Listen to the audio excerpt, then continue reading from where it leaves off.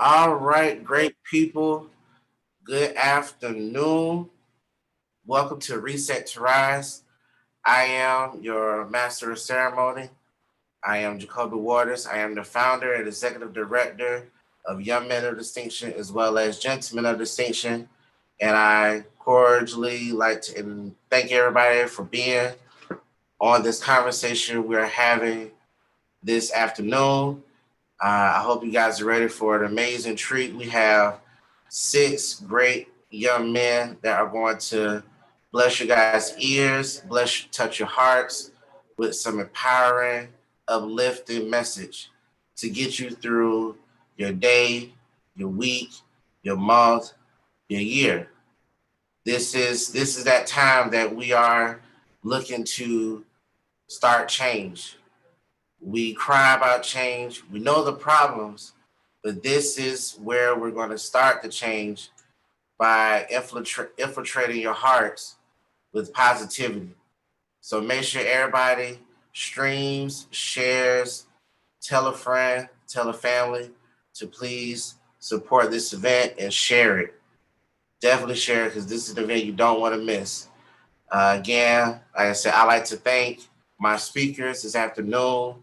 Without them, this event wouldn't be possible. And I also like to thank them also for believing in my vision. You know, the only person I know on this speaking panel is Dr. Joshua Smith Benson, and that's because we went to college together.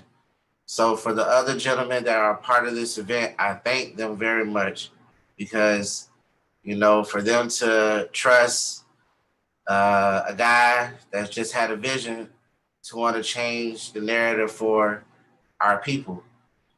I thank them for believing in my vision. So, without further ado, I'm going to lead us in a prayer, and then we're going to kick it off with our very first speaker. So, everybody out in virtual land, go ahead and bow your heads. Dear Heavenly Father, Lord, I want to thank you, Lord, for blessing this event this afternoon. Touch the speaker's mouth, touch our participants' hearts, and make sure everybody is listening to the words and encouragement that these six great young men will be blessing the people today. Lord, I ask you just to touch this event, touch the hearts of the people, and also touch the speakers. In Jesus' name I pray, amen. So without further ado, I am going to introduce, a good brother of mine. I consider him a brother. And without further ado, Gerald Harris.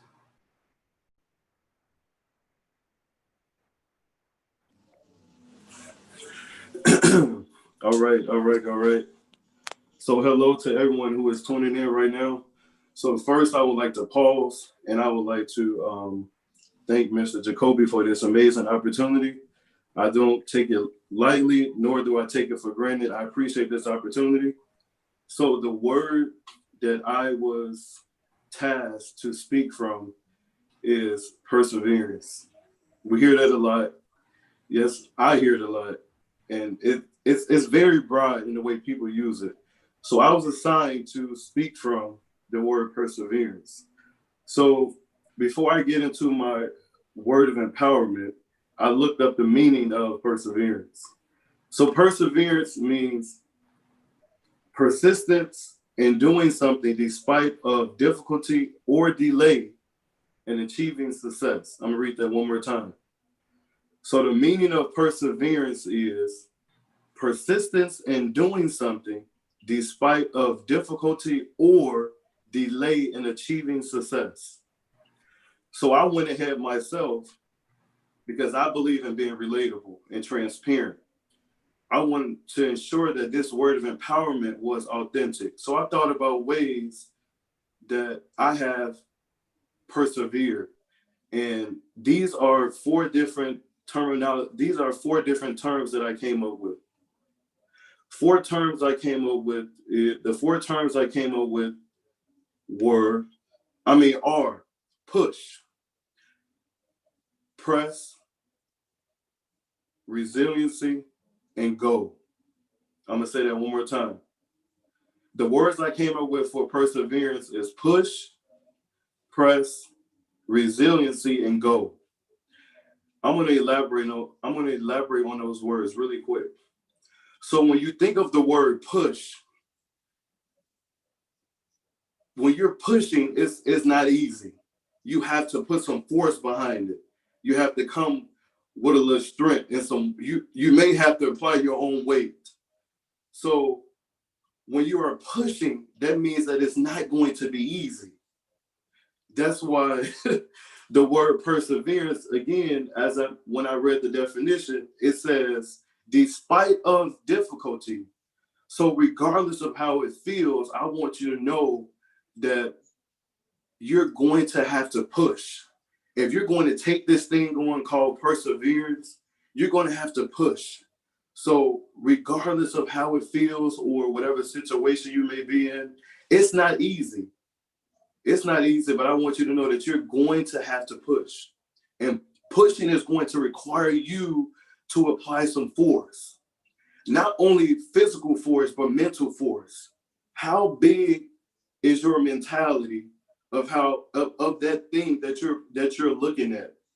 Are you small-minded, or are you looking at it big? Are you looking at, man, this stumbling block is in the way? Or are you looking at it like, this stumbling block is in the way, but I know that there is something bigger on the other side? So I want you to know that you're going to have to push. So the second word I came up with, again, was press. Press. When you press something, that means that you are pressing it down. You're pushing it down. You have to apply some action. You have to apply a physical action. You cannot press a button without applying some sort of physical action. When you're running, you have to put your feet forward to move. You have to press to move forward. So you can kind of look at push and press to be kind of similar, but those are the words I came up with. You're going to have to push and press when you are taking this thing on called perseverance. Resiliency.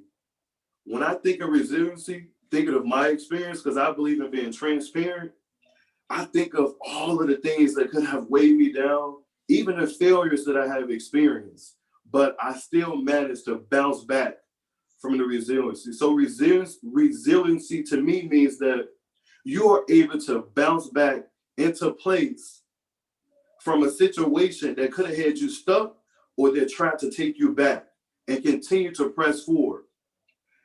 Go is the other word I came up with. Perseverance, like I mentioned, these words, they're all interrelated. You're going to have to push. You're going to have to press. You're going to have to be resilient. You're just going to have to go regardless, because the meaning of perseverance, again, it mentions despite of any difficulty, you're going to just have to go. And I just want you to know, if no one have told you lately, I believe in you, you can go. So different things that we can persevere through: poverty, struggles, failures, low moments, having that feeling of not being so confident or low self-esteem. Those are just a few things I thought of that you can persevere through. And you can do it. Again, it's not easy. It's easily said and done, but that's why I mentioned it's about action. You have to just go. You have to just go. You can do it. So when I was thinking of the word perseverance, I was like, man, this word is like, it hits me because it kind of reminded me of things that I need to work on and things that I've came up against. So I came up with 4 different pointers. The first pointer is opposition. When you are persevering, opposition is going to come. When you are going somewhere, when you are ascending, when you are going higher, opposition is going to come. When you want to change your life, when you want to be great, when you're trying to do the right thing, when you want to connect with resourceful people, when you want to let go of that no good group of friends, opposition is going to come. When you set boundaries, opposition is going to come. When you put your foot down to hold up your dignity, opposition is going to come. And under opposition, the sub points that I have is trials. Trials are those trying times, whether it may be this time of us going through the COVID, the different injustices that are going on, whatever trial may mean to you, just think of it as opposition. It is pushing against you. So again, it is going to require you to go and to move forward. And once you make it through those trials, I want you to know that you then become a triumpher. You begin to triumph over opposition.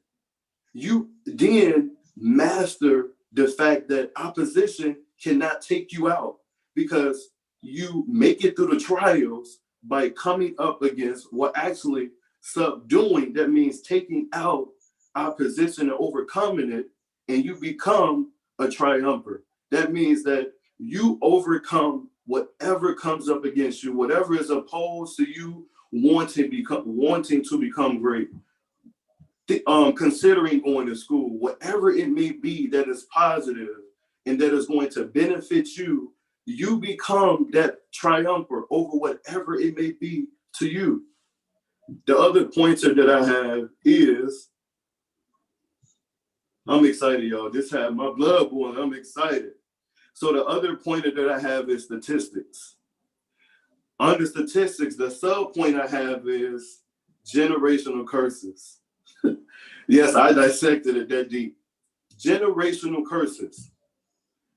There are a lot of us who are connected to people, or it just may come from generations where we're not taught to press and push and go and persevere through different things because they may not have been taught that. And there are a lot of us that just don't persevere through things because we have not witnessed people persevering through different things.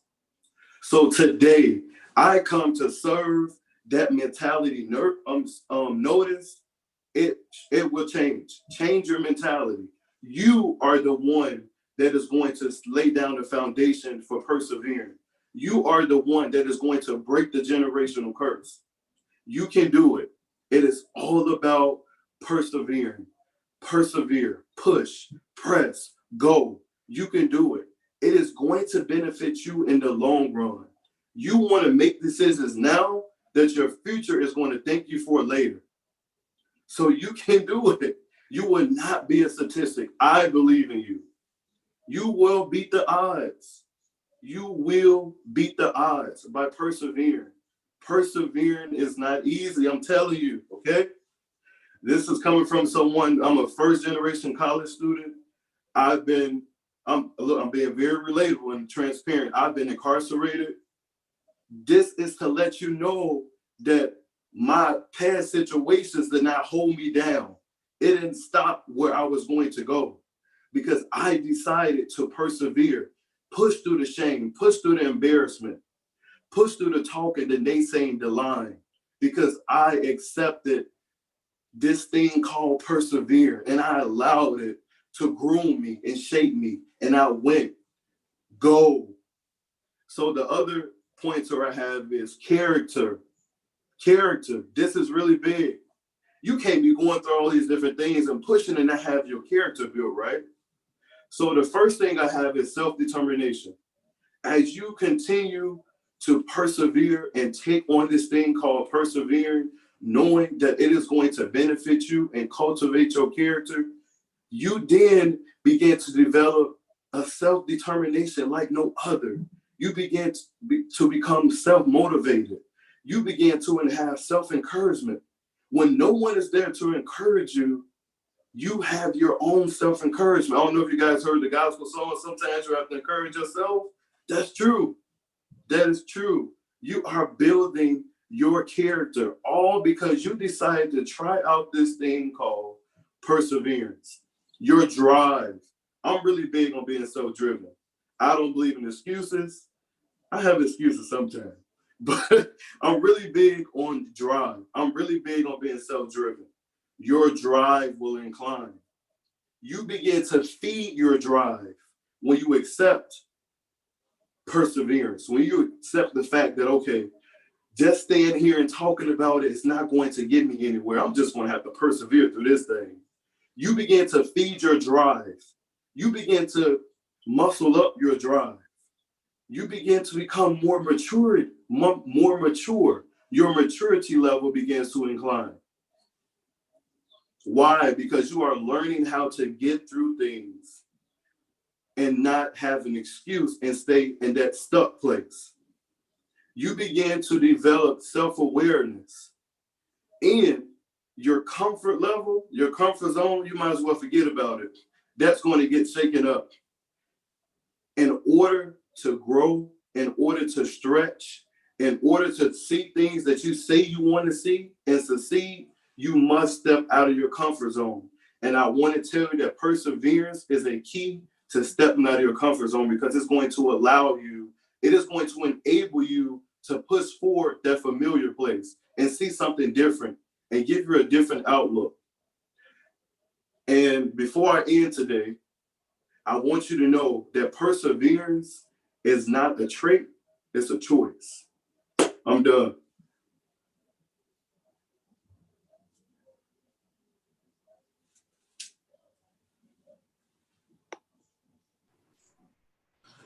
All right. Thank you, my good brother. Thank you so much. And now I have the esteemed honor and a privilege to introduce my brother from Texas, Jamarcia Baines. How y'all doing today? Can y'all hear me? Good to go. Okay. Well, hi, man. My name is Jamarcia Baines. First and foremost, I want to give my honor to God for allowing me to be on this panel, for allowing me to see another day, to be on this panel with all of these great men. And I'm gonna call y'all my brothers, be brothers from now on. So, I definitely want to thank God.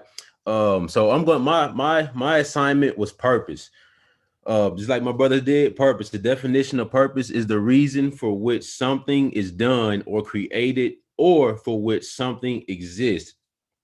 A little backdrop of my life: I was recruited playing football for West Texas A&M. I was a running back. I went there. I played 2 years, and then life hit me. Um, I had my ex-girlfriend. She followed me to college.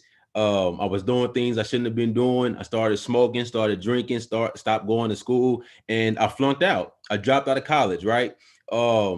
And when I graduated from high school, my family was depending on me. I had a lot of people who were rooting for me and depending on me. They seen me through athletics. They seen how I was, and I felt like I let them down. But why did I let them down? Because I started existing and stopped living.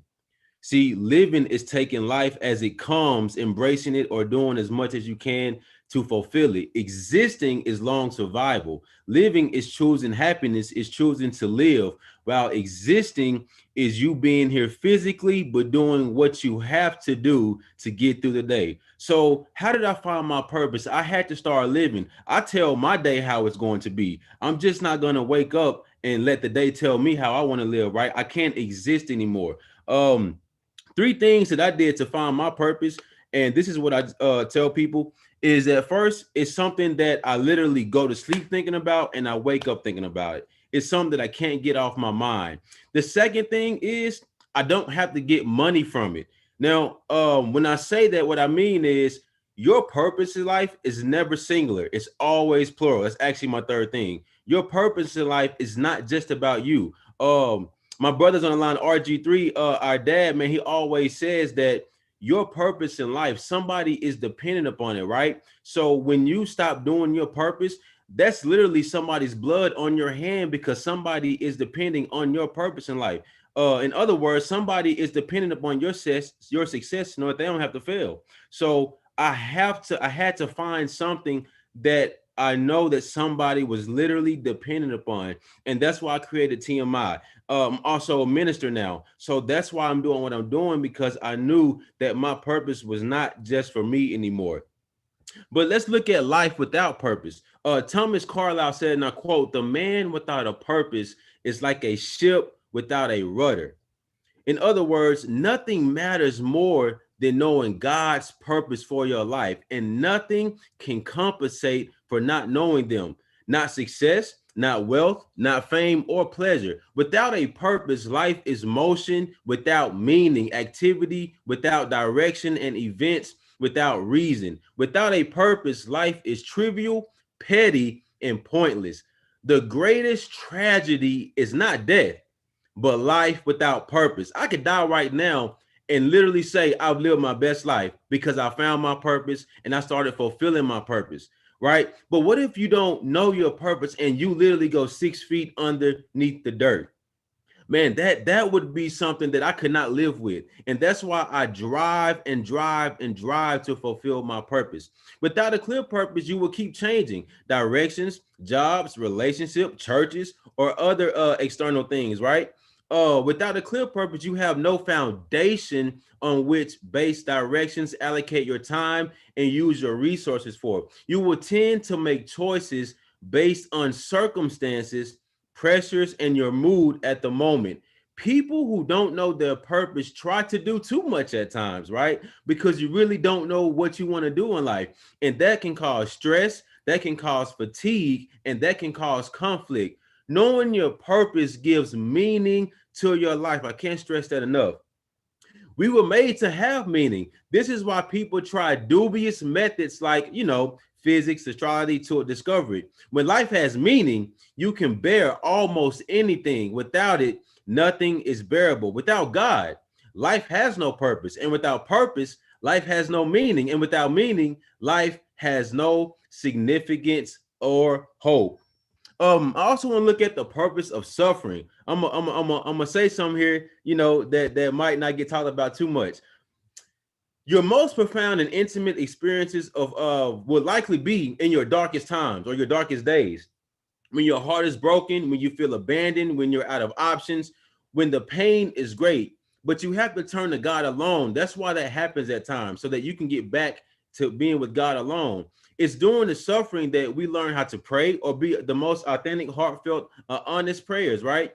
When we're in pain, we don't have the energy for superficial prayers. In other words, to keep us from becoming attached, right? God allows us to feel a significant amount of discontent and dissatisfaction in our lives. Pain is the fuel of passion.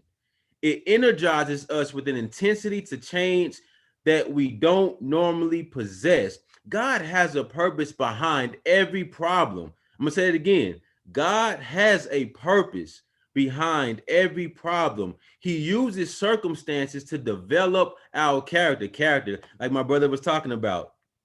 God often attaches a major weakness to a major strength to keep our egos in check, man. And don't we as men we have some of the biggest egos, right? A limitation can act as a governor to keep us from going too fast and running ahead of God.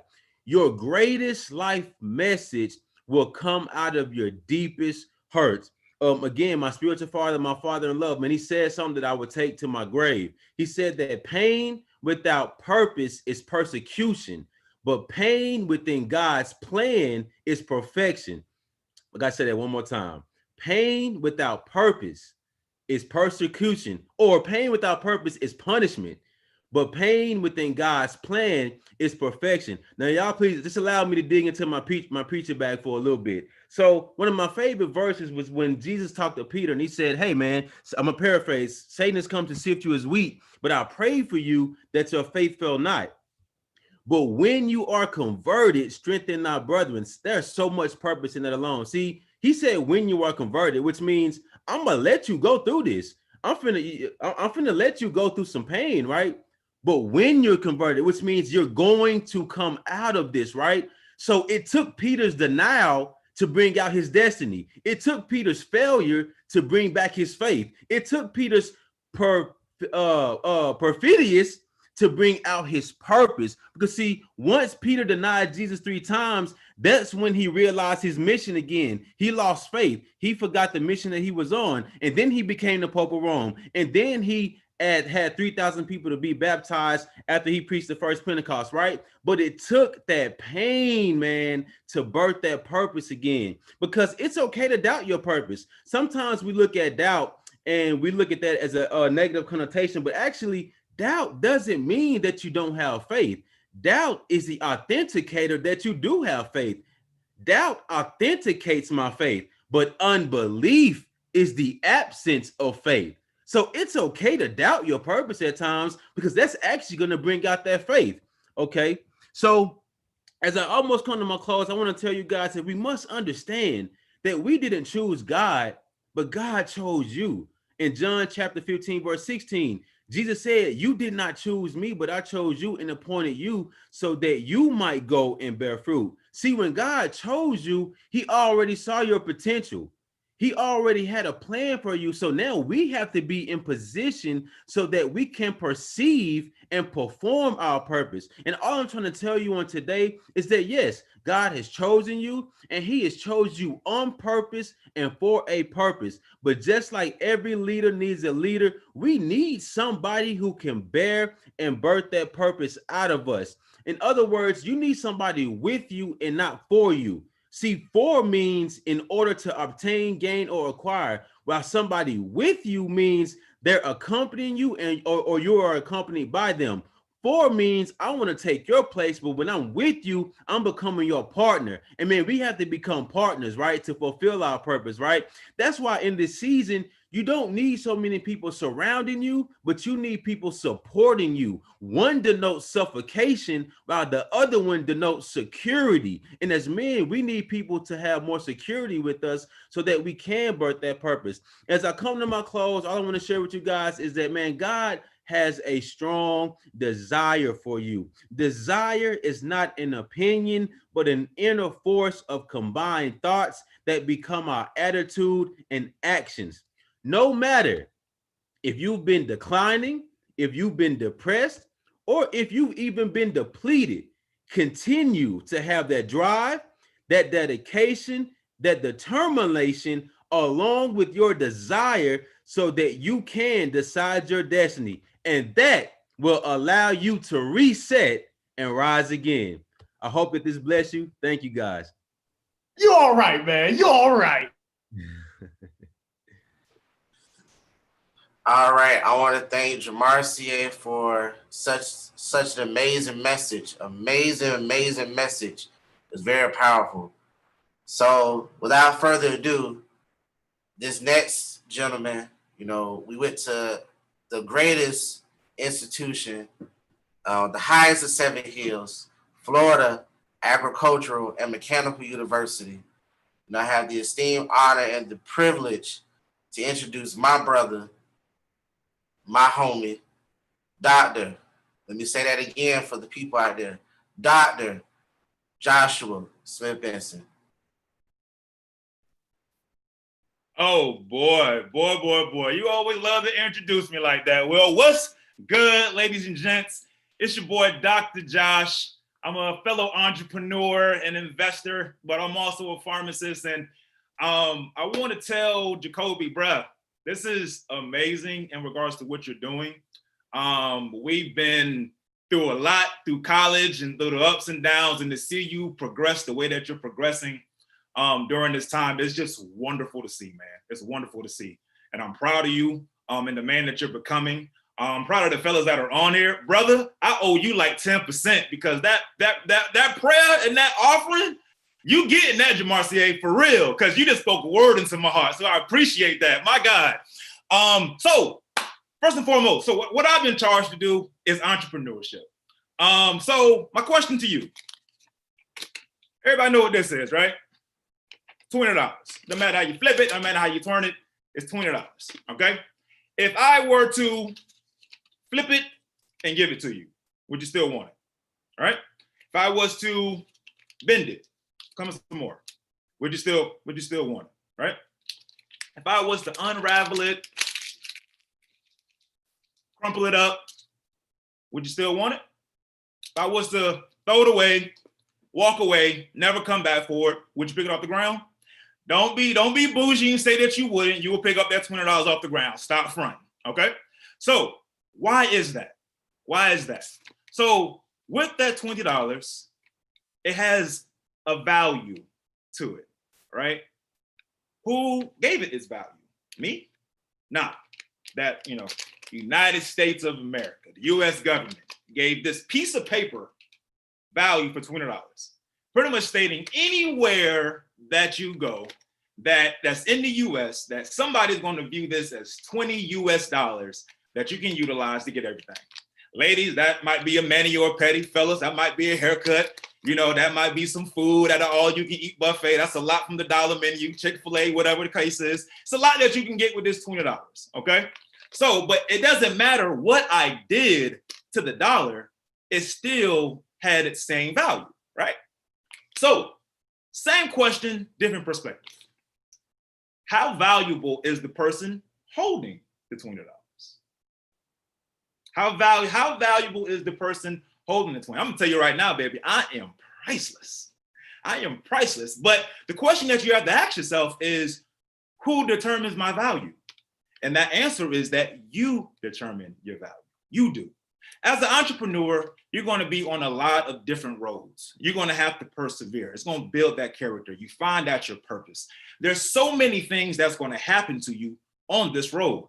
But the thing that people don't talk about, see the $20, yeah, we're creating value, we're creating money, but there's something deeper to entrepreneurship that people don't talk about, which is the psychology of entrepreneurship.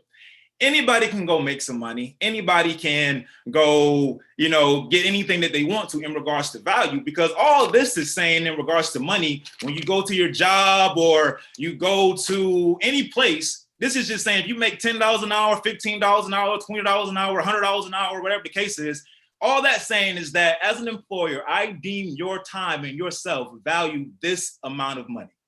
So, but the key thing is when you step out into this role with the bumps and bruises that you're going to get, there's a certain part of your psychology that has to change. Because when you see social media and you see the cars, you see the house, you see you on the beach, you're not working. Now I can teach you how to do this in 2 weeks. I can teach you this. But that is a mirage, because nobody ever shows you when they jumped. Nobody ever showed you when they quit and they didn't have nowhere to eat. They didn't have nowhere to stay or nothing to eat, or they were trying to find out where the gas money was going to come from. So there's a whole nother aspect to it that nobody ever talks about. So I have a podcast. It's called 10 Toes Down. It's the greatest podcast this side of the Milky Way. And I'm starting a series called the Fresh series. So F in Fresh is for failing forward. Do not be scared to fail. How many people here want to fail? Raise your hand. I guarantee you there's probably like 2 people who probably understand the concept of failing forward. So why don't we want to fail? Because I blame our education system, because when you're failed and you fail the class, you got a D or you got an F, 9 times out of 10, you will get held back. Now you're the biggest person in your class, all your friends making fun of you. And you know, you got a D or an F. Now if you play any kind of sports, now you can't play because you're ineligible. So with failure, it always came with a negative consequence. But with failure, there's a lesson in failure. There's a lesson in the mistakes. Once you get on this road, you cannot have success without failing. They're parallel. There's a lot of bumps and bruises that have to happen, that need to happen, so you can appreciate the I guess you can say you can appreciate the outcome that comes from the failure. Because that's why there's so many statistics about, you know, people losing money, and when they won the lottery, they lose it all, or sports figures, they make all this money really quick, or rappers that get us money real quick and they lose it all because there's no appreciation for it, because there was no failure to get there. So there's a lesson in failure that you have to take, and you have to embrace it. R is for responsibility. You are responsible for everything that happens in your life. Let me say that again. You are responsible for everything that happens in your life. Mind you, I did not say what happens in your life is your fault. What happens in your life is your responsibility. Regardless if you had any kind of childhood trauma, if you had, you know, any kind of bad breakups, whatever the case is, it may not be your fault, but you are responsible for fixing you. If you're waiting for the person who victimized you to come tell them that you're sorry, you're going to be waiting for a very long time before you can start to heal yourself. It's going to be a very long time before you can meet those aspects of yourself, because you're waiting for somebody to make you valuable. You're waiting for that outside source. You're waiting for outside sources to fix inside problems. So you got to be able to persevere, like my brother said before, through those things and take responsibility for your actions and for the situation that happened to fix yourself. Okay, so E is for elevate, educate, and execute. With elevate, let's take weight loss as an example. So you have to elevate. There's a difference between realizing and deciding. So when you think about weight loss, yeah, bruh, you realize you big. You know you big. You know your clothes don't fit. You know that it's when you walk up some stairs, it's hard to breathe. Like, you realize these things already. You realize it, but you have not decided to do anything about it. When you decide, you are making a commitment to yourself. And when you speak it out loud and you write it down, that means it makes it real. I have a thing is that turn your dreams into contracts. So make sure that when you decide something, you are stepping out and making sure that you are doing what is necessary in order to do that. So now, once you decide that you wanted to lose some weight, now you educate yourself on the process. Like, what am I eating that caused me to feel this way? Why is my blood sugar this way? Why is my blood pressure this way? Why am I anxious? Why can't I breathe? So what kind of foods am I eating? What do I need to eat? How do I need to work out? Where's the closest gym? So you're educating yourself on the things that you elevated and decided to do. The next thing is now you execute. So you execute everything that you were just educated about. You see what I'm saying? And you have to move forward and set expectations and set goals for yourself in order to move forward. So you have to elevate, which is a decision. You educate yourself on your decision and you execute your decision. S is self-reflection. Everything that each of us have talked about so far, purpose, perseverance, even the fresh method in regards to failure, fear of failure, responsibility, you have to give yourself gold points. You have to self-reflect on the things that you're doing. If you don't know where you're going, if you don't know where you've been, you don't really know where you're going. You have to reach back and really understand some of the things that you're going through. So in regards to entrepreneurship, there's been some things that I run into in regards to like real estate. I've been told no on some deals. The bank has told me no. I've been outbid on a few things. But you sit back and you have to ask yourself the question, how did I feel when I went through that? Why did I feel that way?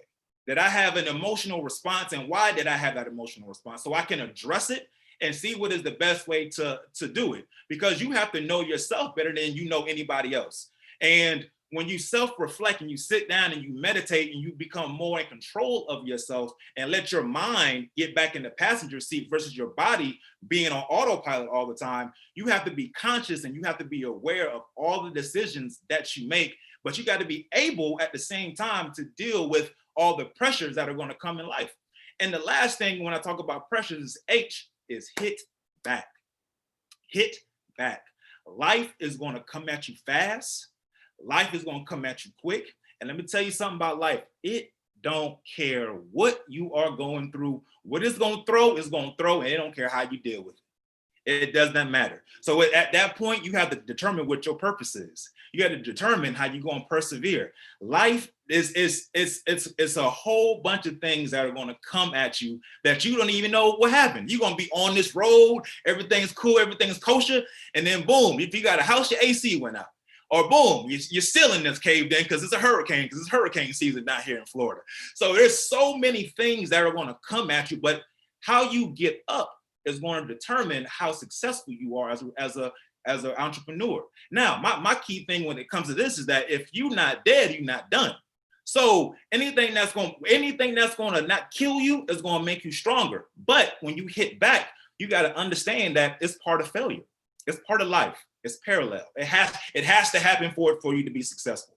But when you get hit, you also got to take responsibility. How am I going to fix this? What did I do, or how can I determine how to move forward with this thing? So once you determine that, then you made a decision. So you elevate it. Then you get educated on the process, and then you must execute. And then as that process happened with life, how can I self-reflect to make sure that it either doesn't happen again, or if it does happen again, that I'm well prepared for it? And last but not least, before I leave you guys, back to the $20 bill. Okay.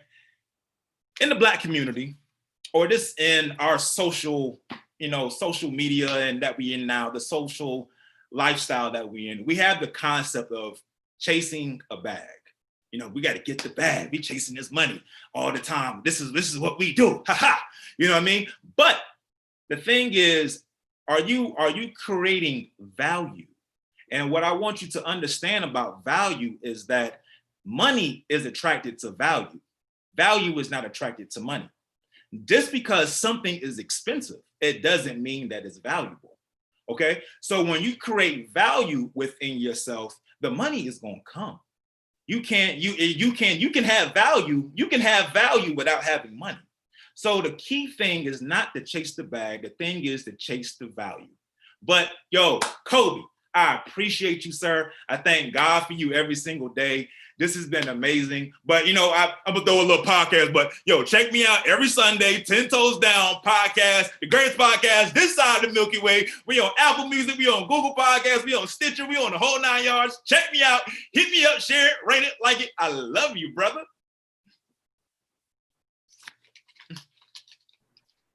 Thank you, Josh. Definitely make sure you guys want to hear more from Joshua Smith Benson. Please, as he said, go check out his podcast, 10 Toes Down. I've been a very huge supporter of that podcast since day one. And as I told him on his very first live event, he actually inspired me to start my getting into the podcast game. So I definitely salute and commend him for his efforts that he is doing as well. So now I have the esteemed honor and the privilege to be able to introduce this great man. I read his book, From Prison to Power. It was an amazing read. And like I said, we met from Facebook. And I did not know him, but his story, what he said in the caption in this particular group, intrigued me and wanted to buy the book. Didn't know him, but I supported him and bought the book. And when I ended up getting the book, I read the book from front to back. And like I said, I salute this brother from how he battled the adversity. So without further ado, I introduce Kent Osborne. Yes, sir. How y'all doing today, everybody? It's your big bro, KO. And basically what I want to talk about is prison to power, right? Going from the prison in your mind to gaining power over every aspect of your life. And like I said before, God gives us the power to go from prison to power. He breaks us out of that mental prison and he allows us to have power over every aspect of our life, right?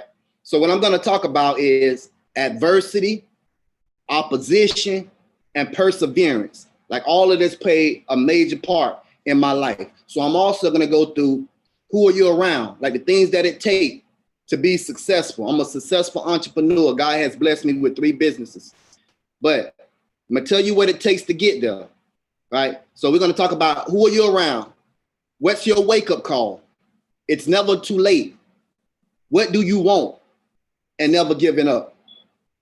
I like to go back to the backstory. Losing my dad at 5 years old. Losing my mom at 9. And having to go live with my aunt till I was 14 years old. And my aunt and I, we couldn't get along. So I ran away from my aunt's house at 14 years old. And started hanging out with all the wrong crowds, right? Hanging out with all these losers, as I like to call them, like people that don't want anything out of life. And you already know the people you hang around plays a major important part of your life. If you hang around losers, you're going to become a loser. If you hang around winners, you're going to become a winner. So I found myself hanging around all these losers. I started robbing. I started stealing. I started snatching purses. I dropped out of high school. I started smoking weed. I started snorting powder. I caught a case at 16 years old. And I remember it was aggravated assault on a police officer. The officer said I tried to aim the gun at him. I didn't try to aim the gun at him. I was trying to get rid of the gun. But they took me to jail. I had to sit in there 6 months. I remember going through that. I ended up beating the case at 16 years old and getting back out and getting back into the street and started hanging around the wrong crowd again. Found myself in and out of jail my teenage years. and I landed in prison at 19 years old. And when I was in prison at 19 years old, oh man, I'm talking about the police talk to you any kind of way. They spit in your face, told you what to eat, told you what to do, talked about your mama, everything. The food was nasty, it was disgusting. I remember being in prison and built a passion for rap music. And I started rapping in prison. And there was some guys used to crowd around and, you got somebody beating on the table and I'm in the middle rapping. The guy said, Kent, listen. They said, when you get out, man, keep it up. We love what you're doing. I ended up getting out and going to work release. After I did work release, I got out and hooked up with a cousin of mine who was became a big time drug dealer. But before I went in, he was a nickel and dime. He was a small time drug dealer. But he had told me in work release, cuz when you get out, I'm gonna put you on. And see, this when I was in work release, still in DOC. He said, cuz, I'm gonna put you on. So that's why it goes back to who are you around, right? So he telling me in prison that he's gonna put me on in work release. And I'm like happy. I'm like, man, yeah, I'm finna be on strong. I'm telling all my homeboys that was in work release that I'm gonna be on strong when I get out. See, my mind still was trapped inside of a mental prison because here I am still talking about getting out, hooking up with the same kind of people that had me in the trouble I was already in. I wasn't talking about getting out, making a change, doing nothing positive. I'm talking about getting back out, jumping back into the game, something that's going to get me back in prison or either winding up dead.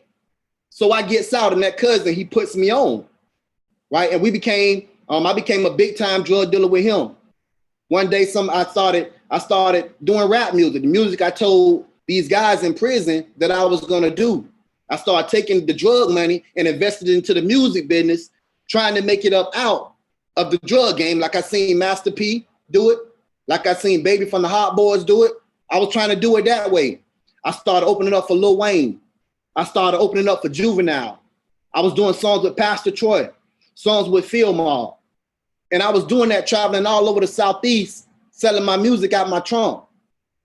Me and my cousin, we was living together.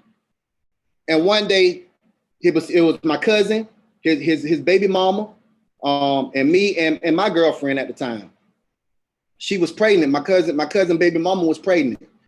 Me and my girlfriend, we decided to leave, to go to Atlanta and see if we can start a new life because she wanted to get up out the game. She was afraid. People was coming to the house buying cocaine. And one of the rules of the game was you never sell drugs where you lay your head at. And my cousin was having all kind of people come to the house and he would have money laying around, drugs laying around, got a key here, $10,000 here. So people seeing the drugs. So my girl was scared. She said, we need to get up out the game and we need to leave. So we end up leaving. Man, how about a couple of days after we left, I get a phone call about 4:00 in the morning from the police telling me I need to come back down to Florida because I'm from Florida. They were like, you need to come back down to Florida. There's been a homicide at your residence and we need to question you. They said two people have been shot and one is dead. So when we get back, when we go back down there, me and my girl, it was true enough. Somebody had them went into the house and shot my cousin and his pregnant baby mama. They shot his pregnant baby mama 14 times. They were shooting in the leg, pow, pow, pow, and start shooting all up in her arms, trying to get him to tell them where's the cocaine and where's the money. And he's telling them, I don't got nothing. I don't got nothing. After they shot her that many times, they ended up shooting her in the head the last time. Bow. She falls over and she's drooling out the mouth and he grabs and tell everything gonna be okay, knowing it's not gonna be okay. When he looks up to ask them, why did they do this? They shot him twice in the face. Pop, pop. And he falls over. By the grace of God, he ended up surviving. He was a big dude. The bullets went down and went into his throat, but he ended up surviving. And that's how I was able to know the story, because once he got better, he ended up telling me the story about what happened. But when that happened, me and my girl was in Atlanta and we came back. We came back to Florida. And I jumped back into the game. I thought that like after they had caught the guys and everything, because the police was looking for them, like 30 days later, the guys was hiding out. They ended up catching them, the guys that did it, and they was in jail. I jumped back into the game, still trapped inside of a mental prison, and started back selling dope. So with that, that part is who you're around, like the people you hang around. I was hanging around them kind of people, so I had my mind all jacked up. So I started selling dope, and for the next couple of years, man, I ended up getting popped again in 2007 for drugs. They came into a house I was in and found drugs. And so when I was in prison in 2007, I ended up meeting this guy. And I was telling this guy about my life and how I was opening up for all these major artists. And, you know, I was recording artists, traveling all over the Southeast. But here I am in prison again. The guy ended up telling me, he said, Kent, listen. He said, bro, if you want to be successful, you need to give your life to God. He said, I'm telling you, bro, anything that you want out of life, it can happen for you. He said, you just got to give your life to God. So basically what he was telling me was Matthew 6:33. Seek ye first the kingdom of God and his righteousness, and all things should be added unto you. So this is what this guy was telling me. See, because I was trapped inside that mental prison and I just couldn't see anything. This guy said, Kent, he said, come to church with me. They had church like 7 days a week in prison. He said, just come to church with me. I started going to church with this guy and started going to church with him. So here I am in going to church, and I would be writing music, and I would write music geared towards God. But on the other end, I still would write that music that was promoting violence, sex, drugs, and guns, the music I was making before. But as I kept going, I started building a personal relationship with Christ. And I started not wanting to write all that negative music that was promoting violence, sex, drugs, and guns, and all that stuff right there. I stopped wanting to write it no more. So I started just writing music geared towards God. And see, Proverbs 3:5-6 says, trust in the Lord with all thy heart and lean not into thine own understanding. In all thy ways acknowledge him, and he shall direct thy path. See, when I was out, I was leaning on my own understanding. I was leaning on the understanding of what my friends was telling me. I was leaning on the understanding of what these rappers was telling me, to ride with that fire and to pop pills and do drugs. And I was leaning on their own understanding, right? And I wasn't leaning on God understanding. That's what caused me to start making so many mistakes in my life, because leaning on other people's understanding instead of leaning on God understanding and trusting in God. So once I started reading that word and started trusting in God and leaning on his understanding, my life began to change. My life began to change because I started reading that word, and that word, it directed me on how I'm supposed to live, because I didn't know how to live. I didn't have no guideline. Like I said, I lost my parents young. I was around bad people, so I didn't have a guideline on how I'm supposed to live. I hear people say that the Bible is basic instructions before leaving earth, right? I hear people say that. And it's instructions. It gave me instructions. God gave me a guideline on how I should live my life. And once I started following that, my life began to change. I ended up going to work release and got out of work release in 2009. And I had a job in work release. So when I got out, I had a job. Little did I know life was about to get hard for me, right? Like when I got out, I had already told myself when I was in there, I wasn't going to be like a lot of people that goes to prison and they build this Christian religion. And then when they get out, they go to doing something else. They forget all about God. But when they in prison, they praising God, reading their Bible, doing all kind of stuff. But when they get out, they forget about God. I had already told myself I wasn't fit to do that. If I'm going to do something, I'm going to be real and I'm going to be true to it. So I told myself I was going to be true to God no matter what happened, no matter what I went through. Little did I know I was going to go through something. I had that job for like a year and a half, but that job was a back-breaking job. It got kind of hard. They wasn't hardly paying me no money. I was making like $350 per week for a back-breaking job. And what it was tire mulch. I was doing tire mulch, and I had to work the machines, tighten the blades. I had to run the front end loader and all that. So I started looking for another job. I ended up quitting that job and started looking for another job. I remember throwing newspaper. I was throwing newspaper job. I remember doing multi-level marketing. Didn't make no money with multi-level marketing. I remember going to my cousin one day and telling him that I wanted him to buy some cable for my multi-level marketing company. My cousin said, "Cuz, look," he said, "bro, you need to get a real job." That junk hurt my feelings, because here I am already broke, not making no money. And I'm coming to my cousin, my family, thinking that he's going to buy some cable for me, which would allow me maybe to make a little money. He said, "You need to get a real job." He was a truck driver. He started telling me about trucking. So I started looking into driving trucks. And I remember going down to the job link and telling them what I wanted to do. And I went and got my a handbook. I went and got the handbook for the CDLs, and I took the written test. And I remember taking the written test back to the job link and telling them, "Look, I need y'all to help me to get my CDLs. It costs $5,000 and I just don't have the money to do it. At the time, Obama had a program where he was giving away money to people that was trying to do something. So he allowed me to have $5,000. He allowed me to get $5,000 under a grant to get my CDLs. So what I had to do, I had to go to the CDL school. And the CDL school had already told me, look, we will get you, we'll train you, we'll let you go through the school, but we can't find you a job because you have felonies on your record. You're a convicted felon, and too many people are not gonna hire convicted felons, but we will get you the job. I said, okay, well, just get me the job, and just let me go through school, and I'll find my own job. So they said, okay, we'll let you go to the school. So I went to the school, ended up getting my CDLs. Little did I know life was about to get hard. And that's why I talk about perseverance. That's when I talk about perseverance, adversity, opposition, and perseverance. Man, I must have filled out over 100 and something applications trying to find a trucking job. Everybody was turning me down. They was like, look, your felony got to be 5 years old. Some were saying 10 years old, and some were saying indefinite. But I never gave up. Even filling out all them applications, I never gave up. I kept persevering. I kept filling them out. They was turning me down. But man, I'm telling you, adversity and opposition comes along to just make us stronger. It's not meant to tear us down. It's meant to make us stronger. And when you go through something like that, man, you can't give up. You got to just continue to trust in God. And I told myself that I never give up. I'm always trust in God. And I believed in that. I remember that I couldn't get a trucking job because I'm filling out all these applications. I had to go work on the back of a garbage truck because I needed a job.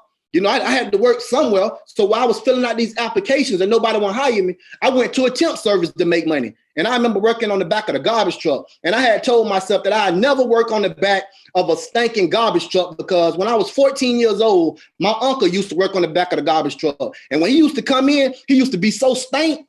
So I told myself, oh, I never work on the back of the garbage truck. But guess what? When it came down to it, I had to find myself, I had to lower my pride and get on the back of that garbage truck. So that's why I tell people right now, if you're going through something, you got felonies, you messed yourself up. You messed yourself up. So you got to be willing to do whatever you got to do to get to that next level. And see, I already had a goal. I wanted to be a rapper. Right, I wanted to be a Christian rapper. And see, that's what the guy was telling me when I was in prison. Kent, you want to be successful, you need to give your life to God. And I was telling him, so you saying that if I give my life to God, I can be a successful Christian rapper? He was saying yes. So my goal getting out of prison was to become a Christian rapper. And that's why I tell people, you got to know what you want. See, so many people go through life drifting along, not knowing. Right. So when you go through life without a plan or a goal, you're going to make so many mistakes, man. If you got a plan or a goal, it gives you discipline because now you know how to spend your money. You ain't not spending your money all wild buying motorcycles and buying jewelry and clothes and just spending your money all wild because you know you got a plan. You know you got a plan, and that plan is going to direct your life. It's going to tell you what you need to spend money on. It's going to tell you what classes, what courses, what mentors. It's going to tell you who you need to hook up with to get to that point. So I always had that goal of becoming a Christian rapper. So when my cousin had told me about starting at getting in trucking, I'm like, man, I can use trucking to be able to make the money because I knew truck drivers make a lot of money. So I said I can use the trucking money to be able to, you know, the fund my CDs, to go in the studio, to pay for studio time, to pay for producers, to pay for radio advertisement. So I end up when we're talking about the garbage truck, I'm gonna go back to the garbage truck. I was still filling the applications, and I end up getting a job driving trucks. Somebody in Atlanta ended up seeing my application and told me to come on up to Atlanta, and they was gonna give me an opportunity to drive trucks. So I rented a car and told my auntie them, listen, I need y'all to drop me off in Atlanta, and y'all take the rental car back to Florida. I'm from Melbourne, Florida, over there by Cocoa Beach. So I said, drop the rental car back off in Florida, and either I'm going to get the job or they're going to send me back. Man, they dropped me off. It was some Arabs. They had some raggedy trucks. But listen, they gave me an opportunity. They gave me an opportunity to get my experience and get on the road. And that's how my career began to take off because I started driving for them. And, you know, after a couple months, I found a company that had some better trucks, and I got on with them. I stayed with them for about 6 months. Then I did a lease purchase program. And while I was doing a lease purchase program, somebody introduced me to a friend named Merv who had his own trucking company. And I used to see this guy all the time. And this guy used to be at his kids' basketball games. He was at his kids' football games. He was at his girls' cheerleading practices. And I'm like, how in the world? This man is a truck driver, right? You already know a truck driver, they want you to stay out 2 weeks at a time. So you're going to be gone from your family about 2 weeks. Then you might come home and be off 2 days. And then you got to go back to driving the truck for 2 more weeks. So I'm like, how is this guy getting so much time, right? And when I started talking to him, he said, Kent, listen. He said, you need to get your CDLs. He said, if you get your, I'm not CDLs, sorry. He said, you need to get your authority. He said, you need to get your own authority. That's starting your own business. He said, if you get your own authority, he said, you'll be able to do all that. And see, I needed that because I wasn't really able to do my music because I'm always on the road 2 weeks at a time. So I couldn't do performances. I couldn't get in the studio like I wanted to. It was kind of hard. So when he told me the game, I ended up starting my own trucking company. And once I started my own trucking company, now I'm making big money. Now I'm able to work when I want to work, take off when I want to work. I'm able to run my own show. And that's when I became an entrepreneur with my own trucking company. So say if I would have a show over in Texas, I would get on my load board and book me a load from Atlanta to Texas. And when I get to Texas in my tractor trailer, I will park at the truck stop. I will call Enterprise, tell Enterprise to come pick me up from the truck stop. I rent the car and I go to my event in the Enterprise car. Do the event. Once I'm done with the event, I go back to Enterprise, drop the car off, tell them to drop me back off to my truck. And now I'm on my truck. I get back on the load board and I'm out making money again to the next show or the next interview. And I did that, man, and I was starting making money, and I started taking that money and invested into a book. I became an author. I invested into my nonprofit organization, which is called Prison to Power, and I invested into a record label, into my record label. So I got 3 businesses: a Prison to Power nonprofit organization, and I have a record label, and I have KO Trucking. So I want to tell anybody out there, man, no matter what you go through, man, you just got to trust, you got to believe in God, man, and know what you want. And once you know what you got to persevere, and you go out there and never give up, man, never give up. I never gave up. And listen, you can accomplish anything in life that you want. Just know what you want, put God first, and go out there and you can do it. Listen, that's my time. I'm your big bro, KO, and hope y'all have a blessed day. Thank y'all. All right. Thank you, Brother Kent. Thank you for such an powerful story. Yes, sir. Like I said, very powerful, very powerful. So next I have, I'm putting my brother on the spot to give him the opportunity to introduce this next young man that's coming. So Jamarcia, I'm gonna give you the honor and the privilege to introduce our next speaker. All right. Yes. Okay. Can y'all hear me? All right. Okay. Yes, sir, man. Next up, we have, man, my big brother. Man, I love him to death, Pastor Rasby G. Mason III. Again, this is my big bro, and he's going to be speaking on just a black man in America coming from a police officer and a pastor. So, without further ado, RGB, you up, my brother?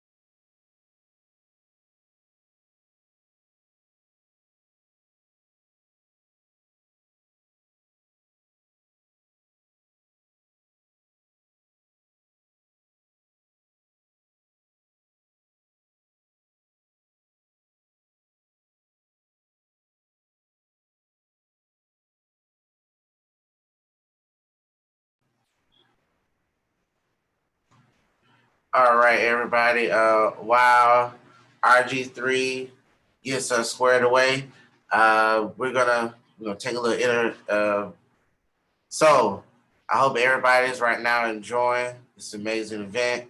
I hope everybody is right now learn something. Each of our fellow brothers that have currently spoke so far, and we get ready to bring it home with two great speakers. We get ready to we're gonna cap it off with two great speakers, and we're going to leave you guys with some empowerment, encouragement. So I'm gonna.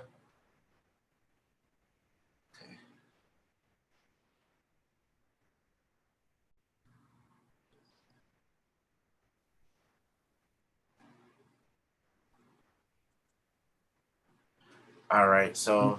You hear me now? All right, without further ado, had a technical difficulties. Thank you guys for patiently waiting. Without further ado, I'm gonna have him go ahead and take it away. All right. Definitely. I apologize about the misinformation. But of course, shout out to everybody. Shout out for the opportunity, Brother Waters, as well as my brother giving me this opportunity to share. Coming from DFW area, I'm actually in training now at a law enforcement academy in Little Rock, Arkansas. So y'all keep me lifted on that. But just DFW area impact pastor. So I'm excited about it, and I'm a kingdom shaker, kingdom representative. But I'm excited about sharing with you what God placed on my heart and the opportunity that you give me. Just a little bit about me, I started off dealing with juvenile detention center. Then I went from the juvenile detention center. Shout out to my brother too with your testimony earlier. I worked with the Department of Correction, DOC, in the state of Louisiana. I transitioned from there. After working there, I worked locally for the local Shreveport Police Department. I did my time on the street. And then I left there, came to Texas. I did a stint dealing with immigrations, left immigrations. Now I'm back dealing with federal law enforcement. So let me dive into this. Of course, with our subject dealing with rising up, and I'm dealing with the law enforcement perspective as a Black man in America. There's no way to rise up unless you wake up. If you ain't woke, you ain't gonna be able to rise. So in other words, I'm coming as a spiritual alarm clock to wake you up this evening just to let you know what's going on. Now, when you deal with this, there's a lot going on in our country, and I'm gonna be running through as we speak and just kind of covering different things. And of course, you can hit me up on any site, social media site, Raston Mason III. But we're just gonna dive in. You see what's going on in our country. So you see a lot of protesting, you see a lot of police brutality, and you see a lot of things that's going on in media that's saying defund the police, and a lot of things that I've seen in law enforcement. Just to let you know, my brother testimony, 85% as it relates to recidivism, meaning if you go to jail, it's almost a guarantee you're gonna come back. You let that sink in. And it says that we make up, and I'm talking about we as Black men make up over 85%. So what you have to start doing, you have to start asking yourself why. And my topic that I'm gonna deal with Black men in America, just law enforcement, I'm gonna get into the Kane complex. Kane complex. We're gonna close out with that, but I want you to understand that it's a systematic system that put in place that allows you to stay at that rate. You heard my brother give his testimony that said even when he got out, people wouldn't hire him because he was still a felon, because there's something on your jacket. Understand the 13th Amendment said there should not be any voluntary servitude or slavery except, key word, they abolish slavery except for those that are convicted of a crime. And when you let that sink in, it make you start to realize now the game is being rigged to a different level. That means there's a system put in place that if you convicted of a crime, I could treat you as a slave. Now that's something in 2020 that you'll start to think that's crazy, that that's still allowed to happen, but it's allowed to happen because there's laws on the book. And many people don't understand their civil rights. Many people don't understand their 10 Bill of Rights. And a lot of people say they know the rights, but the reality that you don't. And so what you have to do, you have to invest in time as it relates to being woke. And I heard my brother talking about investment, not only investing in stocks, bonds, but you need to invest in yourself as it relates to knowledge to understand the law if you have all this going on. Why do 1969 look like 2020? Why are we still talking about what Dr. King and Malcolm X talked about in 1969? Why are we still having the same issue today? I'm gonna hit you with this. Whatever you fail to confront, you will never conquer. Say it one time. Whatever you fail to confront, you will never conquer. The First Amendment give us a right to have Black Lives Matter, to protest against any injustice that we have. So if that's the amendment, that's a right we have. You got to understand that there's a system put in place that allows that to happen. You got people that's complaining about law enforcement. You got people that's saying defund the police. Let me give you an example. That's like you going to McDonald's saying that you don't like the Big Mac that they fix. Do you think the local McDonald's control what they have on the menu? I want to see the manager. You see the manager. You think the local manager of the McDonald's that's in your area control what's on the menu at your local McDonald's? That's not true. You're going to have to go to the corporate headquarters that created McDonald's. They actually put the menu out that the local people follow. So what are you saying? I'm saying the same thing in law enforcement. You got local PD that you have people protesting against the police that's on the street. And I'm gonna tell you this: the police on the street, they're only following the menu that came down from the corporate office. What is your corporate office? That's your executive branch. That's your branch of the government that controls your amendments, your laws, what's put on the table. And if you're not woke to that, you can protest all you want to. You can hold hands all you want to. You can sing kumbaya all you want to. But you got to understand the systematic system that's been put in place that allows you to be in that situation. Where do the drugs come from? I tell people all the time, I did not choose not to sell drugs because I was raised in the projects. I was raised around drugs. I didn't sell drugs because nobody in my family that sells drugs, I saw it work. I haven't seen a retired wealthy drug dealer.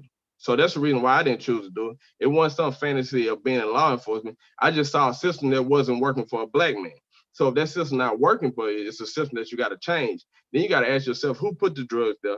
Who put the alcohol in my community? Who put the pawn shop that sell the drugs from the people that drink the alcohol, they're going to shoot each other in the community? What's going on? So when you start investigating your local community where they don't have alcohol in nicer communities, yeah, drive in your nice community. They don't sell alcohol. Ain't no pawn shops in the nice areas of your community. Then you start learning that, okay, even in law enforcement, they have what you call high crime areas. That means you got people that's doing progressive policing in your area. Remember, once again, I said that police officer, he's only following a menu that was given to him. So in other words, the menu that given to him is put together by the lawmakers. The same people that's telling you to vote for them, they put together the plan and the menu that the law enforcement play. And they started hands back and said, I can't believe the police did it. The only reason why the police got the power to do it, they gave it to them. So when you understand that, you start looking at it, that it's a bigger game. I explain it to my black, beautiful boys that I have, boys that I'm raising, that it's like playing Monopoly, but everybody bought up all the pieces. So what good is me playing Monopoly if I'm going to play and roll the dice, every piece on the board bought, railroad bought, the electric company bought, every property bought. So if you understand that system better, the only way you can beat that game, you're going to have to flip it over on the table. And that's what I'm going to dive into today. When I say you got to wake up before you rise up, I'm saying as a people, as a collective group, we got to get to the point that we're not just out protesting, but we actually got a plan, a purpose, some precise that we're going to act out and make sure we do. And what I mean by that, if we can't afford to push a politician, we need to rent one. What does that mean? Whoever we got in office, we need to say that we holding our vote hostage, whatever we choose to do, until you have an agenda for us. And not only with that, as well as a community, we got to be willing to support our own. I tell my sisters this, I tell everybody that, even if that means that you got to pay a little bit more just going to a black place, but at the same time, not be abused by a black place either. So if I go to a black business, I'm not going to you just cause you black, but I am pushing the agenda. Somebody helped me with this. I was talking to one of my Asian brothers, and he was saying, even if he have to pay more to go to a place that look like him, he's choosing to do that because he understands the value in his community. That's not what's said about us. Everybody know that everybody make money off us. They make money off us in the prison system. I heard most of my brothers talking online, you with athletes, they made money off of athletics. And many people, this will trip me out. You talk about Jordan, but you never talk about the owner of Chicago Bulls. Yeah, Jordan is amazing. We wear Jordans, but you never talk about the owner of Nike who controlled the Jordan shoe. So my thing is, what we have to learn, what my brother testified, we either got to own or we're going to be owned. Let me say that one more again. Either we gonna own or we gonna be owned. In other words, as a community, we do everything from anything as it relates to activities. We the actors, we the singers, we the dancers, we the NFL players, football players. We the ones that always perform it, but we don't own none of it. And if you don't own none of it, you don't ever control it. So I challenge people to make sure that you understand what's going on in your local community. Make sure you understand who's in your mayor's office. Make sure you understand your local representation, who represents your community. Who should put the stop sign on the corner of the street that the kids keep getting ran over? Who put that out there? Why is this pothole in my neighborhood? See, you got to be involved in that. You can't walk away from that, say, I'm not getting involved in voting. I'm not going down to the house. Most people, and I'm talking about us, if you ask them, they have no idea who they represent. They don't know what district they stay in. They have no idea where the laws come, where the laws coming from that local community. And if you're not involved in it, you're letting people put things in place that going to hinder you, snap you, and cause you to be in prison, not only physically, but also mentally. Let's deal with this. Because I'm running, because I'm a preacher, and a real preacher got words to say, here it is. When you deal with this, I'm going to take you this is a case study in law enforcement. Before we get into anything, we always do case study. Well, the first murder that's on the book, that's on the records, it's in Genesis, Cain. Cain killed his brother. The question that God asked him, he says, where are thy brother? Cain said, it's not my responsibility. Now, I'm paraphrasing right now. I'm using the NIV version. That's the Negro version. Watch this now. What Cain did, Cain tell Jesus, that's not my responsibility to know where he is. Jesus turned around and tell him, listen, your brother blood cries from the ground. So what Jesus tell Cain in essence, and what I tell my brothers that's on the line and everybody that's watching on live, either you got a choice to be a keeper or a killer. Let that set in. You got a choice today as a brother, even being on this line, whether you're going to be a keeper or a killer of a brother. And what I mean by that, you got to make a decision whether you're going to keep your brother or you're going to be a killer. And let me talk to my other brothers and sisters that's not of the African-American persuasion. Let me tell you this. It's not enough not to be a racist. You got to be an anti-racist. In other words, you got to be someone that's aggressively addressing what's going on. Likewise, the same thing in our community. Because whatever we don't confront, we will never conquer. Here it is in our own community. We know issues that's going on, but as men, we don't stand up to them. You got to confront your issue. Here it is. Cain got a situation that he's not coming up. This is how you know you got a Cain complex. The first thing I want you to realize when you're dealing with a Cain complex, this dude always dealing with aggravation and frustration. He angry. The Bible said, be ye angry and sin not. We have a lot of brothers that walk around with a lot of animosity, and you angry. You'll shoot somebody because they stepped on your shoes? You really? Really? Now the police disrespect you. White man walk right past you. You won't do nothing to him. But if I step on your shoes in the gas station, you'll put a trigger on me? You're protesting the street because you upset with a cop, and I'm not justified just because I'm a cop, and when a cop wrong, he's wrong. You'll get upset by that, but then 15, 20 people in Chicago can get killed and you don't go crazy? It paint a picture because it says that it's okay if you kill each other, it's okay. So if you kill each other, then why can't I kill you? So what it is dealing with the psyche. Now, I'm not justifying it because the police is a professional and he ought to be a professional at all times. So I'm not justifying any police shooting, but I am causing alarm to us as Black people. We got to wake up. You got to be upset about any murder. Anybody that look like you that get mistreated, you ought to be highly upset. That ought to be all the way around. Not only is he frustrated, aggravated, watch this now, he also get to the point that he's desperate. We heard our brother, he was testifying when he began to say, he ain't have no other choice. And sometimes because of your community, it'll put you in the situation, man, I ain't got no other choice. What I'm going to school for when I get this work? I told somebody this, what it take you to make in 2 weeks, he can make it in 2 hours. What you think I'm going to pick? If I can flick a chicken and I can make a bird jump and I can do that in 2 hours, you look like the dummy doing that for 2 weeks. What I'm going to do, go to work, yes about. I'm going to do that for 2 weeks.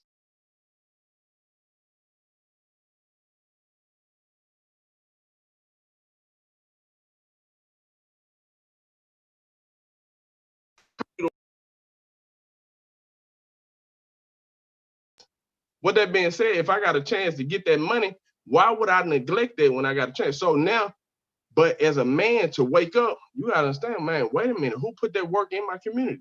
So the Cain complex right now, you gotta understand, you gotta confront it and you gotta pull some brothers to the side. You can't be afraid to confront Cain. And what I mean by that, I got people in my family I know get work. Oh, I confront them all the time because I ask them this, what's the long-term goal? You flip the bird, now what's the next plan? How long you gonna keep flipping? What's the next plan? Because I don't know no retirement plan. I never seen that on USA Jobs that you can flip birds for 20 years and go retire. I never seen nobody. And then when I look around the prison system, those that got life and got charges, I don't see no long-term goal. Now, if you're telling me you're gonna put in some work, you're gonna flip for the last 18 months, and then 18 months you're gonna turn that and you're gonna start buying up the block, I respect your hustle. But if you doing that and you don't have a long-term goal, back to what my brother said earlier, a purpose and a plan, you wasting your time. Because if you fail to plan, you have already failed. Because you plan to fail because you don't have a plan. So I'm challenging you on the line to know what's going on in law enforcement when you confront Cain complex. It takes character within a man. And what that means as a man, I'm going to be respectful enough to respect another man. Like, I'm going to respect what's going on. And what I mean by respecting another man, having character, that's all the way around. How we sliding our queens and then we talk crazy, disrespecting women. So then you get upset when somebody disrespect a woman that look like your mama. You crazy? I never talk down to them. I never be disrespectful. I watch the words that come out of my mouth because I got the power of life and death is in my mouth. So even when I speak to somebody and I don't like that individual, I still watch what I say, especially if he looks like me, because I understand that it's important for me to value me. But the many times the reason why we devalue each other because we don't have empathy because I really don't like me. That's why you got to have Gucci on because you really don't like you. That's the reason why you got to have all those fancy things because deep down inside you want something that's a label that say who you is. But you had labels for 400 years. They put stamps on you. You was labeled. You was somebody else's property for years. So now it's a wake up to say it's something bigger than that I can't be trapped in that society. I got to grow. I don't need no label. You wore chains for years. These boys started showing chains and got their grill showing. They put a chain around your neck for free. You did that for a year. So you got to understand that. When you understand that it's a psyche behind it, that it's something bigger than that. Even those that are successful, that's what you still see them doing. Like, really? So you got to show me you paid $200,000 for a jewelry piece, but that's right here.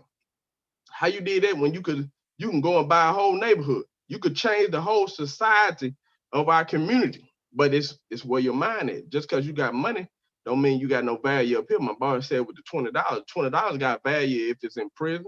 The $20 got value if you spit on it. The $20 got value if you ball it up. It's because the value don't change because of the circumstance. And I'm telling you, black man, regardless of your circumstance, your value shouldn't change because you understand what's invested.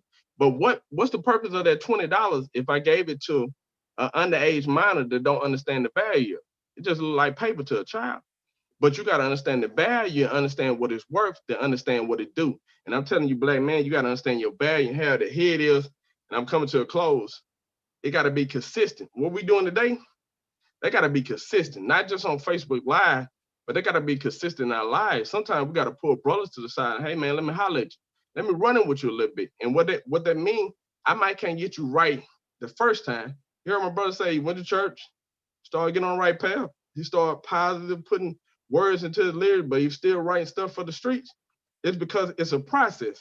And when it's a process, you got to take your time through it. And as black males, we can't get frustrated, but we got to come collectively so we can make some stuff happen. Here it is, preacher close, grab your milk and cookies, because it's story time. Man, it's a story told by a little boy named Billy. Little boy, Billy is playing in the forest. He stumbled upon a cocoon. Billy sees a cocoon. He sees a butterfly with his wing half out the cocoon.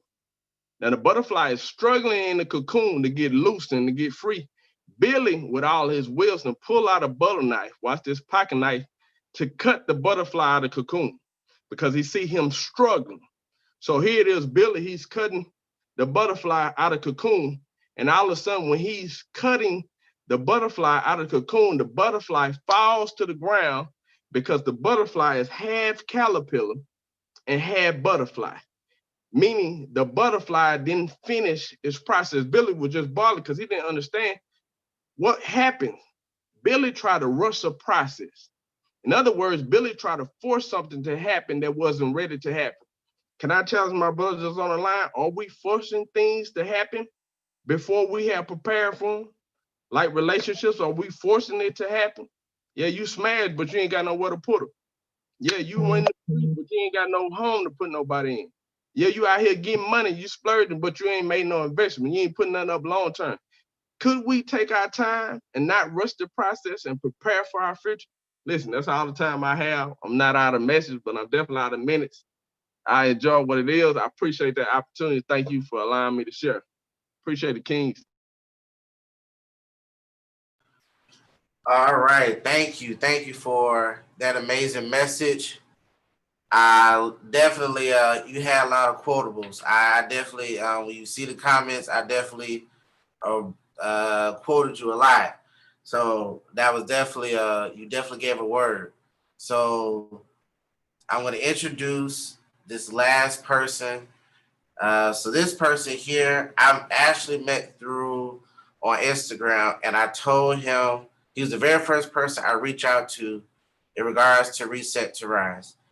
I told him my vision for this event, and I got to give him the credit. I did not have a name for the event, and this was actually going to be named for his book. He gave me this title, and I was honored because this was actually going to be name of a book that he was going to write. So for him to give this event, Reset to Rise, the name, is truly an honor. And I told him I became one of his biggest fans when my favorite video of his is Understand His Life Obstacles.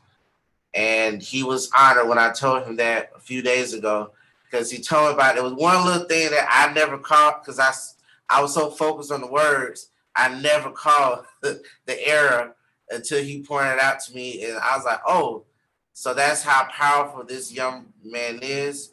I am grateful that he is, he's going to bring it home for everybody. Without further ado, Caleb Wesco. Well, testing 1, 2, 3. Can you guys hear me? If you can hear me, give me a thumbs up. If you can hear me. All right. So we got all ears. What's going on, everybody? My name is Caleb Wesco, motivational speaker to keep you going every single day. And my motto is let's get motivated. And I just wanted to say, Jacoby and all the brothers that have been on here so far, thank you so much for the wisdom, the insight, the intelligence, and not only that, but your time that you've invested in today. I've been writing notes like crazy. If you've been seeing me looking down, I haven't been texting, I've been writing. These are all notes that's going on, y'all. So I appreciate y'all, but let's bring it home. We're talking about Reset to Rise, but since we got some preachers in here, we might as well go to the Bible for a little bit of the context. Now, we heard the story about a guy named Lazarus. Now, Lazarus, he died, he was in a tomb, and then after that, Jesus comes and tells him to roll away the stone, and then he says, Lazarus, come forth. Now, when Lazarus come forth, it says in the Bible, it says he came forth in grave clothes. And when he come forth in grave clothes, Jesus makes a comment. He said, loose him and let him go. I have a question for each one of you, not only watching on here, but also if you're watching over the replay. What is it that has you bound at this moment? What is it that has you holding back from the things that you want? You may say that 2020 has been a terrible year. 2020 has, done a whole bunch of things to me, but what is that thing that is holding you back from getting exactly what you want in this year? Make it loose you and let you go, because I have something to tell you. If I'm walking a dog, and the dog is on a chain, it's no threat to me. But as soon as that dog get loose, then we're in some trouble. Let me tell you something. Your situations, negativity, low self-esteem, procrastination, guilt, it's not scared of you because you're on the chain of I can't do it. You're on the chain in your mind. You're in the chain in your heart. You're in the chain of, you know what? I'm holding myself back. But it's time for you to loose yourself off of that. It's time to reset to rise. Reset your mind, reset your possibilities, reset your thinking. How do you think about yourself? I'm going to tell you something. It's time for you to give yourself permission to be great. See, in elementary school, we had something called a permission slip. In the permission slip, we wanted to go to a certain place, but we couldn't go to that place because we had to bring the permission slip home and it had to be signed off by mama or signed off by daddy. Now, if they signed it off, then you were going to that place. But if they didn't sign off, it didn't matter how much you wanted to go, you couldn't go. Why? Because you didn't have mommy or daddy's signature. Well, it's the same thing. We brought an elementary mentality to an adult world. We wait for other people to sign off on us. We wait for other people to sign off on us being an entrepreneur. Wait for other people to sign off on us being an artist. Wait off on other people to sign off on us being a doctor, running our own business. It's time for you to sign off on yourself. Lose yourself and let yourself go. Make sure you get out of those grave clothes. Make sure you get out of those negativity. Make sure you get out of the negative mindset. Make sure you get out of those things and go forward towards the things that you want to do. Now, mind you,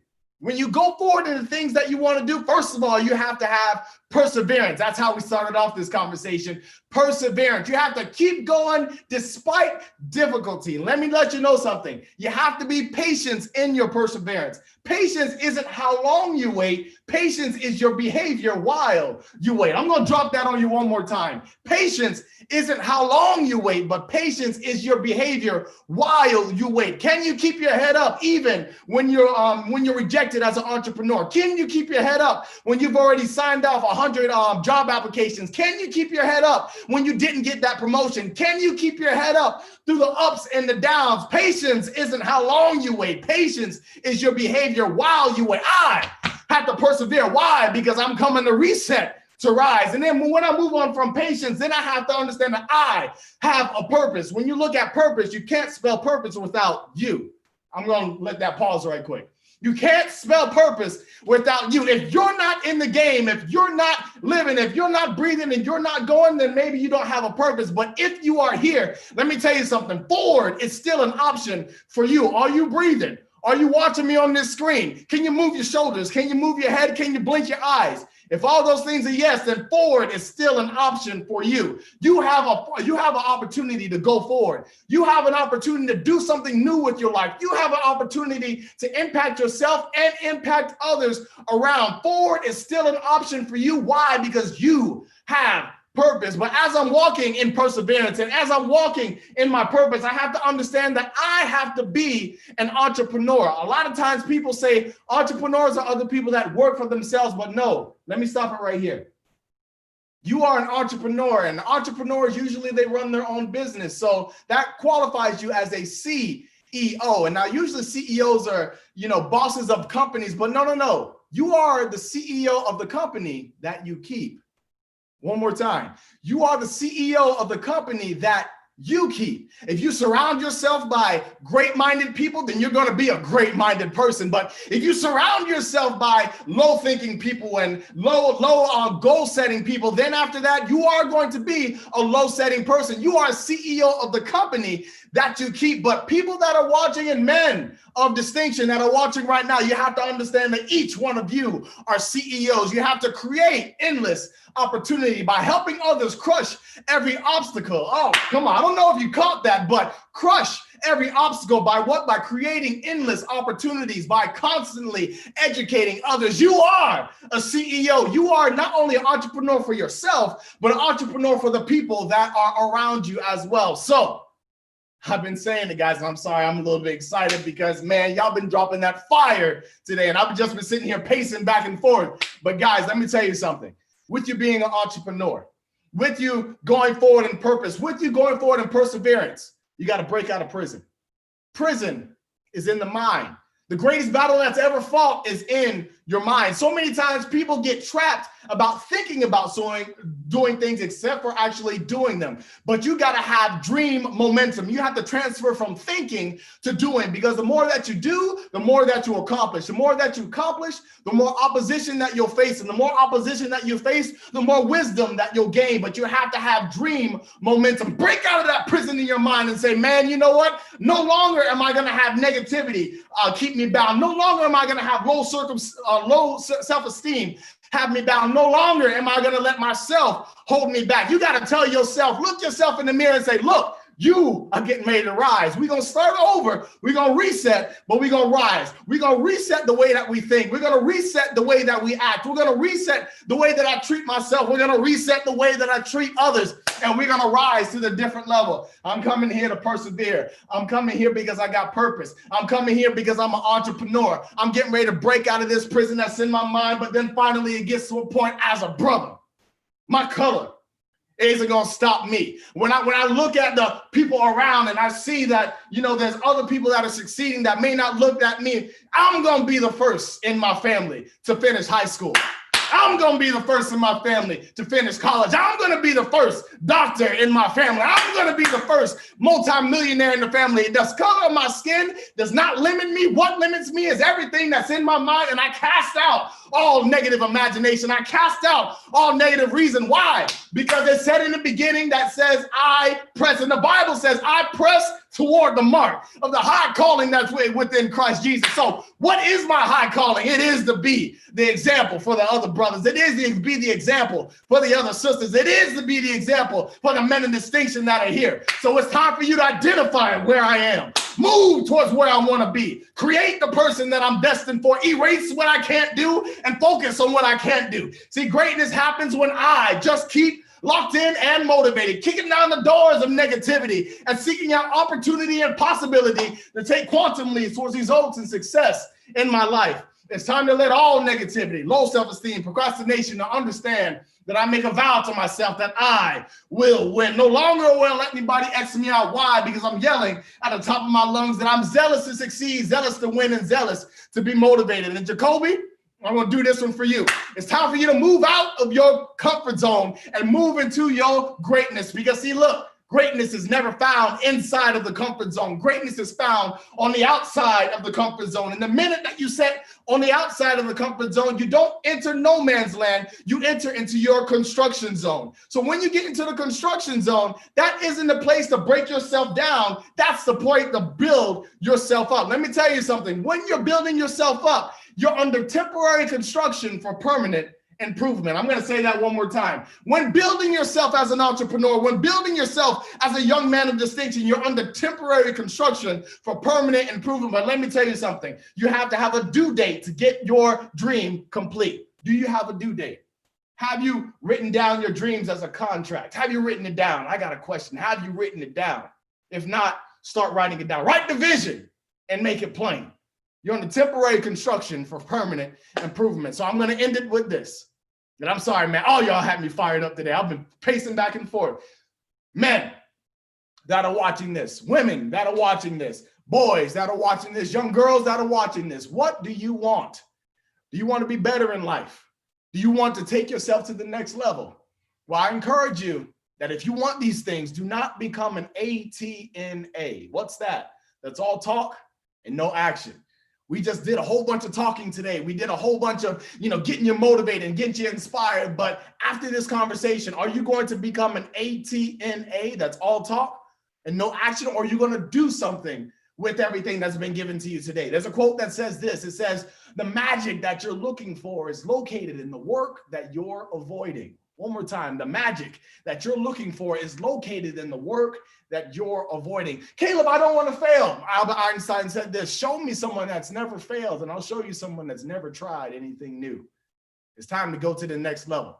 Les Brown said it like this. He says, if you want a thing bad enough to go out and fight for it, to work day and night for it, to give up your time, your peace, and your sleep for it, if all that you dream and scheme is about it and life seems useless and worthless without it, if you gladly sweat for it and fret for it and plan for it and lose all your terror of the opposition for it, everything that you want, everything that you need, you can have it. So it's time to reset, to rise. Yes, I have a purpose. Yes, I'm going to persevere. Why? Because I understand I'm an entrepreneur. I'm getting to the point where I'm going to break out of the prison of my mind. And as a brother, man, I'm going to the next level. And with that, y'all, I'm going to end it right here. My name is Caleb Wesco, motivational speaker to keep you going every single day. Let's get motivated and reset to rise. Man, I'm done, y'all. Somebody get him.